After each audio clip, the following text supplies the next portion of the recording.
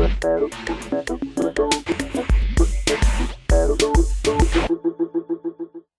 Drummond, good morning. Welcome in le Buzz Média Orange-le Figaro in Forum d'Avignon. You are a Google vice-president and also a chief legal officer. First of all, Google gave recently more control to editors in Google News with the editor pick features. Does it mean that Google allow human action alongside algorithm? Well, I think we've always wanted to make our news services, just like all of our services, as engaging as possible for users.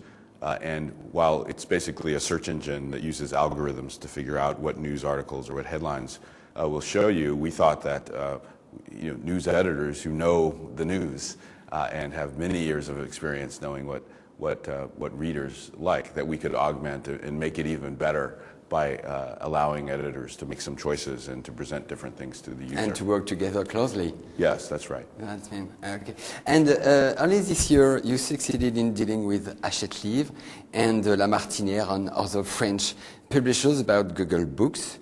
Do you try to buy peace with them? Well, I don't know that it's so much buying peace. Our original strategy and our goal with digitizing books was to someday make those available to the world electronically. And we've always known that to do that in France, to do that in Europe generally, that we would have to work closely with book publishers, and we would need to strike some agreements so that we can figure out a way to digitize the material, make it available to users, and create a business model around that so that the publishers and authors could get compensated. So we're very happy that we've made progress with our agreement with Hachette, agreement with La Martinière, and we're hopeful that we can conclude agreements with the Book Publishers Association and other publishers as well. And you give the control to the publisher, you give the control to the right and the way to publish and the way to have a business? That's right. We wanted to do it in a way that makes sense for both parties. And typically that means that we give the publisher should have a lot of control and generate the majority of the revenue when the books are sold. We are in Avignon for le Forum d'Avignon. The main issue is investing in culture. Do you think that the cultural industry could be threatened by the economic turmoil? Well, indeed. The culture industry, to the extent there are obviously state subsidies involved with, the crunch with governments and the fiscal crisis, that becomes difficult. We're hopeful, however, that the internet at least brings another way to create new culture, and to create it perhaps in ways that are where more people can participate and more people can be involved. So we're hoping that, and we're starting to see new artists emerge from these platforms like YouTube and all the tools that you now have available to be an artist and to create something and then make it available to many, many people. So we are very hopeful that that's going to lead to more culture and indeed more culture from the bottom up. And in this difficult period, how can Google support creators? Can you bring them money or investing? Well, what we hope to do is like I said with books and certainly in other industries, we'd like to work closely with, and we always have, web publishers, of course. We work with very closely to generate revenue with them, and we hope to do that with every cultural industry. Okay. Eric Schmidt spoke firmly against regulation on web. Is net neutrality compatible with copyright protection? Well, I think so. I mean, I think to be precise, I think what Eric said and what I will tell you is that regulation is a necessity. We understand that there will be regulation, but we need smart regulation, and we need regulation of what the does internet. small means? Well, regulation of the internet that's targeted toward the problems that you're trying to solve. For instance, piracy is something we're all concerned about. The internet does, while it opens up new avenues for expression and culture, it also creates the ability for people to steal and steal from others.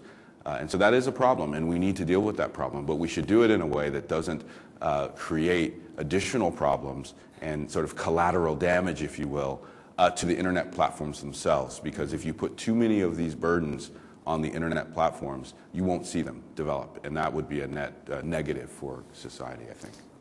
Google's fight against piracy with a technological solution, Content ID.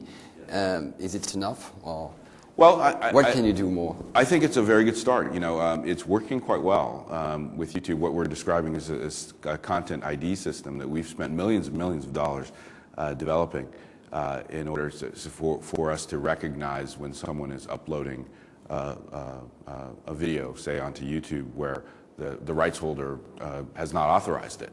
And normally it's impossible for us to know when someone uploads to YouTube whether they have a license to it or they're authorized to do it. But this allows a rights holder to send us a sample of say, a video, and then we can compare that to what a user tries to upload and make a decision that, well, perhaps this isn't authorized. But what actually happens most of the time is not that the publisher decides or the content owner decides for us to take it down and not upload it. They actually usually prefer it to be uploaded and then claim it as theirs. And then to the extent we show advertising on it, we can share the revenue. So it's a great system in that it allows content owners to get wider distribution of their content and indeed make some money from it. Okay, and there are several complaints in Brussels regarding Google's dominant position on the web. What kind of concession would you be willing to make? Well, I don't know that we're in a position to talk about concessions or anything like that. I think we are cooperating closely with the authorities. We've understood for some time that with success comes scrutiny, and people want to understand what you're doing.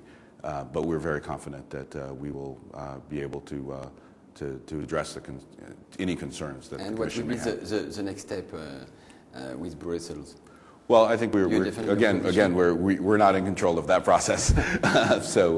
But no, we're working very closely with them. Okay, David Drummond, thank you very much. Thank you for having me. Welcome in Avignon. Thank you. Thank you.